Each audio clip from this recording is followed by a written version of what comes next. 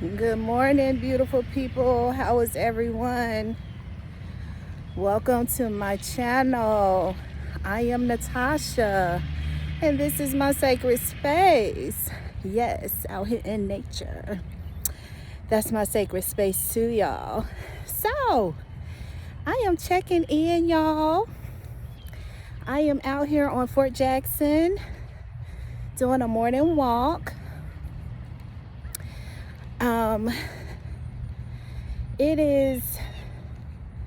It's pretty nice out here today, y'all. It's not too hot, but it is still a little early too. But I just want to check in, y'all, let y'all walk and talk with me. Let me see what I want to talk about. So this video, y'all, I'm gonna talk a bit about military and a bit about some of my health challenges. Hence the reason why I'm out here on this track walking. I'm gonna talk about the military because for me, my challenges started in the military. And if you're a veteran and you happen to come across this video, I, as your fellow veteran, know some of the things you may have gone through. Although every experience is different, but we can relate on a lot of things. And I do thank you too for what you did for our country. Those of you who have served know that it wasn't easy. Depending on your journey, This is my journey, y'all. For those of you who don't know, I am a Navy veteran. I served 7.5 years as a hospital corpsman. During my 7.5 years, I deployed twice. My health challenges began during my second deployment to the Middle East. And honey, let me tell you, it has been a journey, needless to say. It's been a journey since, y'all. So while I was in the service, actually, I'll say some of the more serious things began during my second deployment, but I was having some issues with other things before then. But when you're in the military, it's do as you're told, and I don't look back at that and feel any type of way because I signed up, you know what I'm saying? So everything that comes with that territory is kind of like, okay, this is what you signed up for. So I don't fret any of that, But some of the things that I'm dealing with now, and I'm sorry if I'm breathing hard, y'all, but I'm walking, honey. I'm walking this thing going now. I'm trying to walk it out. Some of the things that I dealt with, and this is for my females, if you're going through this, you all may be able to relate.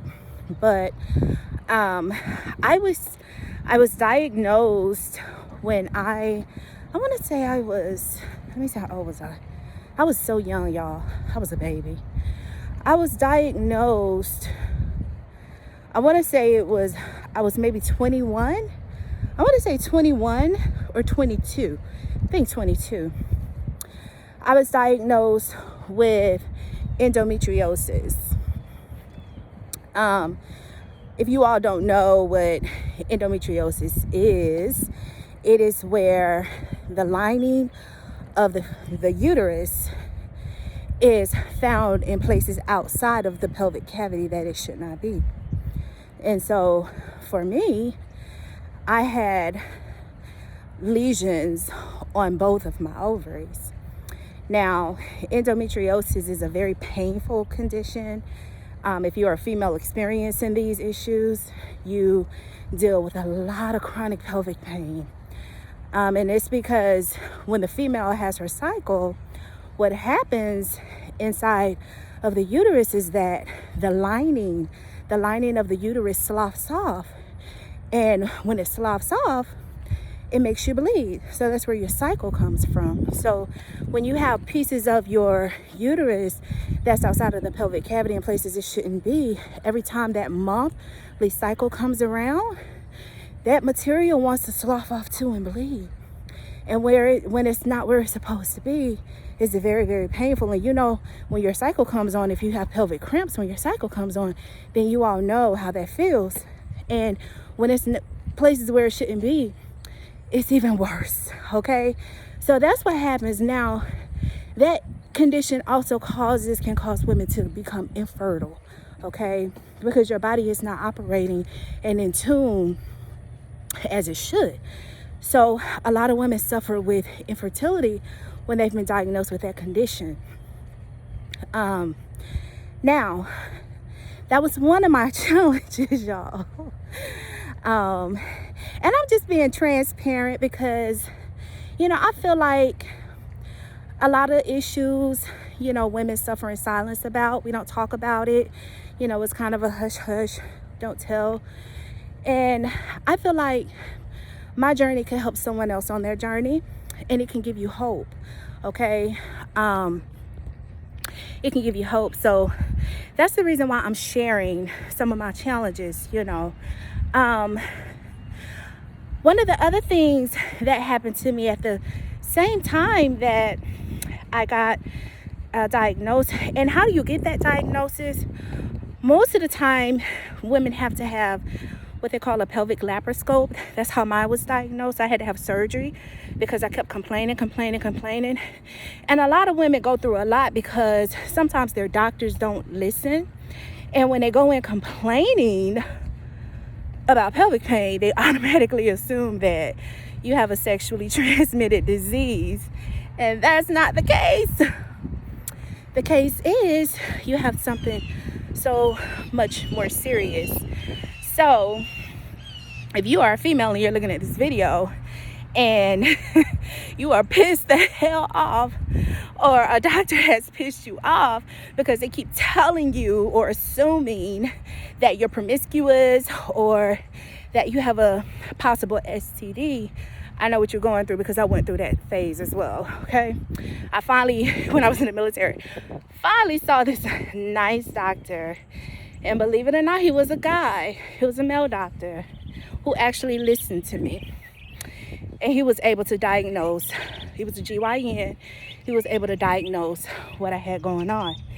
And he told me when I got that diagnosis, because along with that diagnosis came a diagnosis of polycystic ovarian syndrome. So y'all, I had a double whammy, okay? I had endometriosis, and I also had polycystic ovarian syndrome. Now, what is PCOS? Polycystic ovarian syndrome is where you have cysts that are on the ovaries. You have cysts. They can be fluid-filled cysts. They can be blood-filled cysts. But you have a lot of cysts on your ovaries. If you look at a view of your ovary, it looks like it has tons of bumps on it, you know. Now, those cysts can pop on their own, which is very painful. They'll go away, they'll come back, go away, come back, which is a double whammy because that too also causes infertility. Now, polycystic ovarian syndrome has been linked to, and a lot of women who suffer with it chronically go on to develop type 2 diabetes. It causes in your body something called insulin resistance. And that's where you're not diabetic, your pancreas works fine, but the insulin that your pancreas make, your cells aren't able to accept it. It's like the lock and key feature on your cell has been turned completely off. And so what happens is you get a buildup of insulin in your system, and that buildup of insulin in your system over time, if it's not corrected, will turn into type 2 diabetes. The pancreas will begin to get tired. Okay, so if you have been diagnosed with polycystic ovarian syndrome and it is very hard for you to lose weight, which that is one of the issues we suffer with, y'all, believe it or not, y'all, we don't ask for this shit, but you know, it's something that happens to some of us, and you are heavy and it's extremely hard for you to lose weight, you got to look to the diet, y'all. Now, people who are diagnosed with polycystic, when I was diagnosed, I wasn't fat, you know, I wasn't fat at all. Now, I will tell you, cleaning up the diet is going to help you tremendously. Will it cure you? I'm not going to tell you that. You know, you always want to consult with your physicians and, of course, work with your physicians when you're dealing with these issues. But diet will help you tremendously. I am finding that out the hard way. Y'all, I wasn't told these things when I was in the military. The only thing I was told was that, Natasha, you need to exercise, and you need to lose weight. And I was exercising my ass off. I was doing everything I knew to do, but I didn't get the dietary component of it, y'all. And that plays a huge role, you know, huge role. So I was exercising, and y'all, I could not drop a pound. It's still a challenge today for me to drop weight. You know, the only thing I know is that I kept getting bigger, and I kept getting bigger, and I kept getting bigger in the midst of me working my ass off, you know. But nobody ever told me that, you know, this underlying condition has a dietary component to it. So, y'all, I'm learning that now, and I am trying to make, you know, corrections to things that I should and should not consume. I'm learning to be better to my body. I'm learning most of all to listen to my body, because the body tells you what it needs. And a lot of times we don't listen to it. And that could be due to just, you know, cultural practices. You know, I've done this all my life, or this is what my family did. And, you know, but it's not, that doesn't always work for everybody. It's not a one size fit all. I don't care where you come from, what race you are, none of that, y'all. It's not a one size fit all. You got to listen to your body and do what's best for you as an individual person. So back then I didn't know the things that I needed to stay away from to start helping my lock and key work, to turn my cells on to accept the insulin so that my body could release weight. So what I do now, y'all, and it's hard, and I'll talk about the second thing that happened to me before I got out the military during my second deployment. I'm learning now that sugar is poison, y'all, and it's so addictive. It's something that here, especially in the United States, with the SAD diet, which is the standard American diet, that, y'all, they put sugar in stuff that sugar should not even be in, and we are consuming that. And if you are a person who has been diagnosed with some of those issues, y'all, let me tell you, it's killing you slowly, you know. So what I have learned to do is limit, almost take away sugar from my diet, okay? Now, what else is sugar in, y'all? If you love rice, me, I love rice. That was one of my, baby, that was one of my evils. Y'all, I love rice. I love rice. Not so much bread. I've never been a big bread person, but rice I am. I love rice. Rice, once it hits your system and it's broken down in the digestive tract, it's broken down into sugar, okay? So you're getting that sugar. You know, one of my other evils, y'all, was coffee.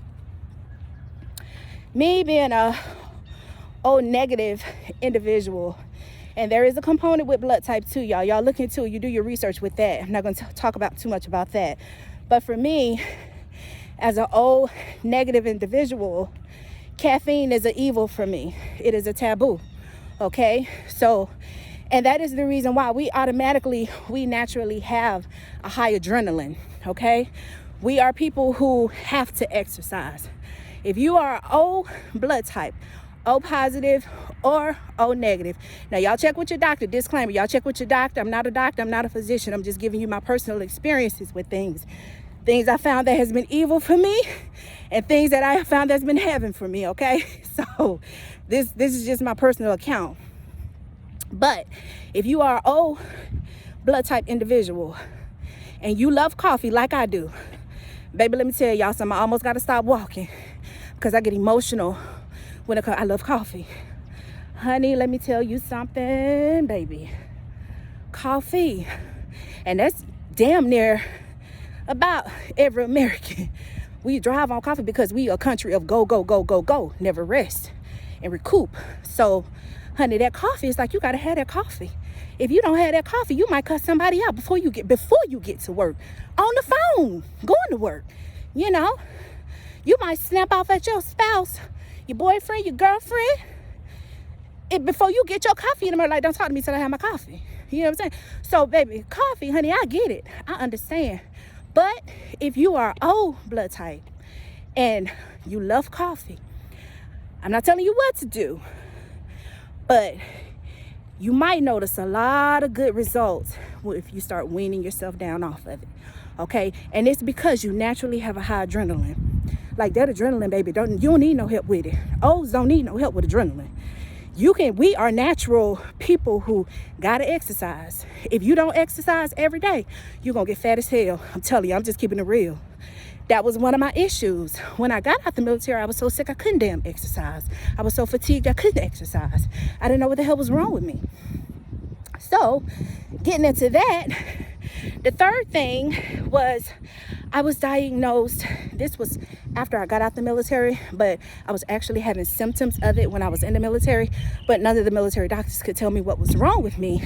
And sometimes they do that so they don't put that on your discharge physical, you know, because you can't get benefits, so it's going to be hard for you to, you know, fight for your benefits when you get out. But y'all, I'm going to talk about that thing because it was a fight on a journey for me.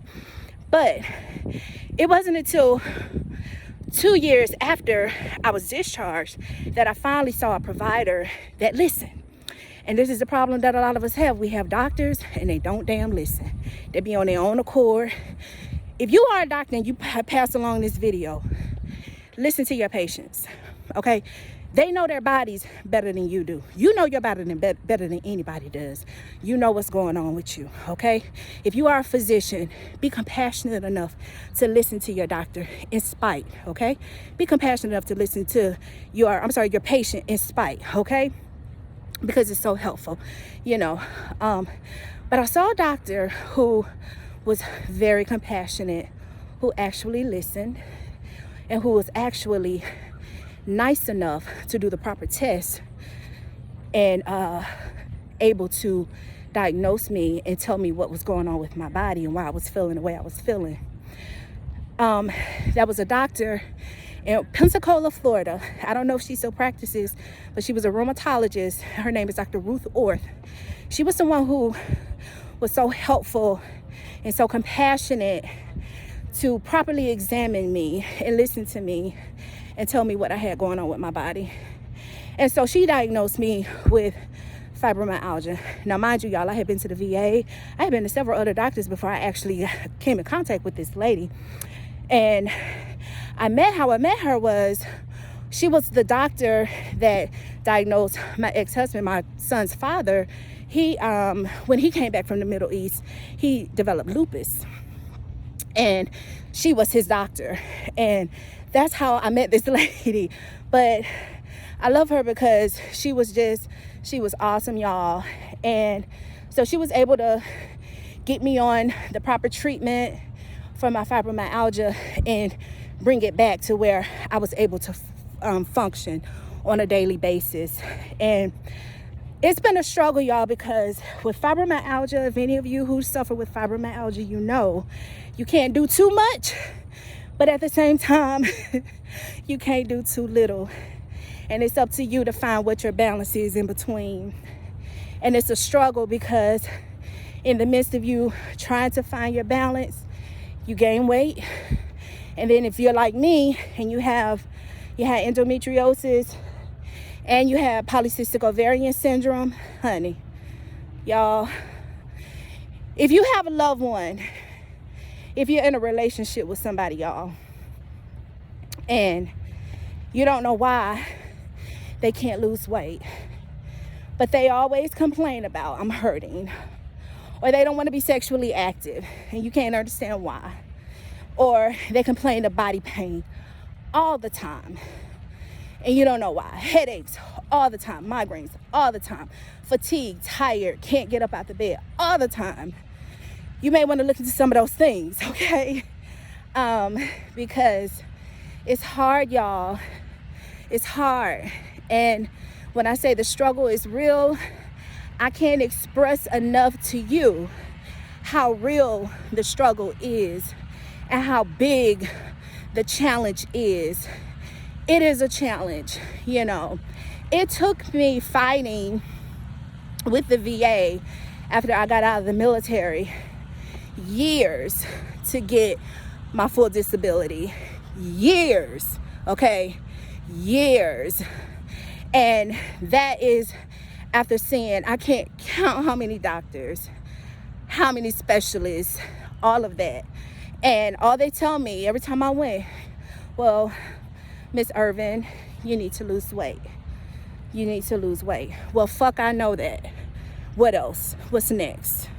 Okay, tell me how I can do that in the midst of all my challenges. Y'all ain't had no doctor tell me that. I had to figure that out on my own. And so I know that certain exercises I can and can't do. Walking I can do when I'm not severely fatigued. And I know that I can't burn myself out. Like when I get out here and walk, y'all, I can do about,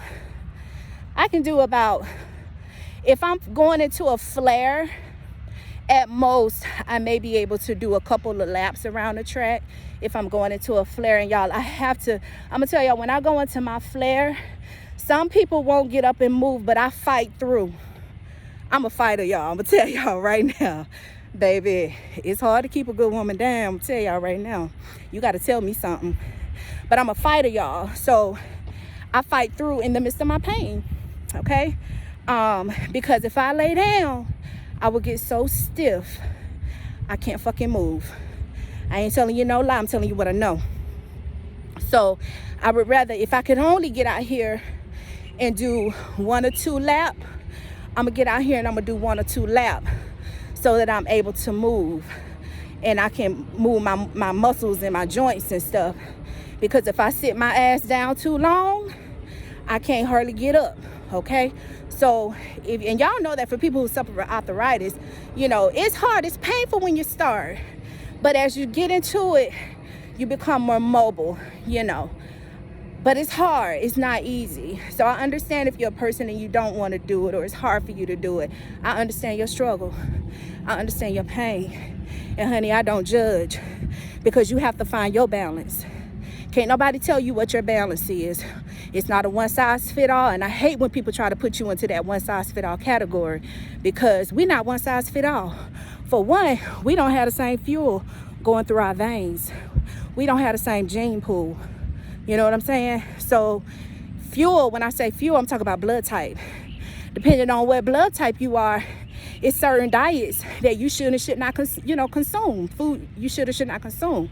Y'all look into that. You got to do your own research on that. That's just my personal opinion. If you are interested into looking into that, Dr. D'Adamo is a good doctor. His book, Eat Right for Your Blood Type, is a good book to look at.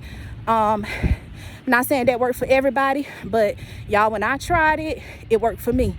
So look into that. So you don't have the same fuel going through your veins. And so you can't have somebody tell you, well, this worked for this one, so we're gonna work for you. No, it's not. It's not. That's just like growing up in a household. You got several siblings. Your mom cooked the same shit for all of y'all. 2 of y'all might be running around here skinny as hell. And if one or 2 of y'all that eating the same thing now, fat as hell. You're not gonna tell me, baby, it's a one-size-fit-all, because it's not, okay? Y'all just look into that. I'm a type person, I'm very spiritual, and I always look deeper than what things are, you know. I utilize my third eye a lot. So that's why I say be very cognizant in even picking and choosing your providers that you see. If you go to a provider and you don't get a good feeling about them, exit office and don't come back. You know what I'm saying? Change to somebody else. Do your research, okay? Because all doctors are bought and sold. Well, I'm not gonna say all doctors. A lot of the doctors are bought and sold by the Food and Drug Administration. So as long as they get in their kickback, they don't give a damn about you. They're gonna feed their family. And I understand that too, because we all gotta eat. However, you do, if you are a doctor, you sign up to be compassionate. You sign up to do no harm. You know what I'm saying? So you all do your research when you're picking your providers.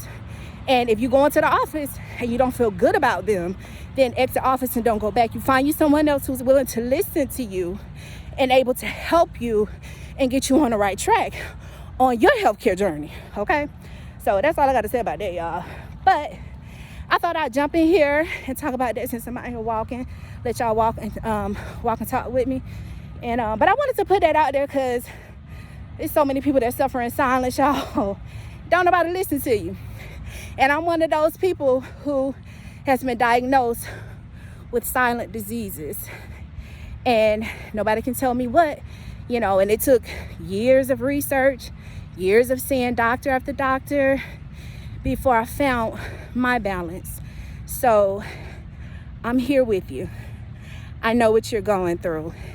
If anybody come across this video and you're going through the same thing, y'all, drop a comment. Let's talk about it. Like, even if you've done treatments and therapies that has worked for you, like, drop it in the comments and let's talk about it, because hey, we can help each other out here, you know? We can help each other and help each other find our happy medium and find our happy balance, okay? So, y'all, I'm gonna finish this walk up. I'm finished. I'm about finished. I think I'm gonna do maybe 1 or 2 more laps, y'all, because I'm getting a little tired. But I'm gonna finish it up. I got a good sweat in. When I'm not in a flare, I like to walk, if I can, for about 30 minutes. Now, how many ever laps I do in that 30 minutes, that's what it is. But I do switch it up. I don't walk every day. Some days I will visit the gym and I might do the bicycle. But I don't do things that's hard on me, y'all, because like I said, my balance is, I have to find a balance. I can't do too much as well, too little, okay? Too little, my ass won't be able to get up. If I do too much, it's gonna put me in the bed. So that's my balance, y'all, okay? Y'all let me know though in the comments. I love y'all. I hope y'all have a good week. It's Monday. I hope y'all have a good week. Y'all do you some self-care. Love on yourself. Take care of yourself. Listen to your body. Get in tune with your body. Spend some time out in nature. That's the reason why I like to come out here in nature, y'all. Nature is one of my sacred spaces. It's so healing to the body. Go walk on some grass with your socks and shoes off and let your body connect with the earth. Mother Earth is so healing and she's so nourishing to us all if we just listen to her, you know. Start looking into different herbs and healing therapies, meditation. All those things have helped me, y'all. Crystal therapy, chakra balancing, all those things have helped me, y'all, on my journey, you know. So there's a spiritual component to it too, you know, especially if you're dealing with trauma, because for females, our vagina, the yoni, it holds a lot of energy. And if you've had any kind of trauma in your life, sometimes those traumatic events are held right there at your yoni. And if you haven't healed and released that energy, you get into those different disease processes as well on a spiritual level. So it's not just physical, y'all. Spiritual has a lot to do with it. But listen to your body most of all. All right, y'all. I love you. Have a good week. Be blessed. Take care. And I'll see y'all on the next video. Bye.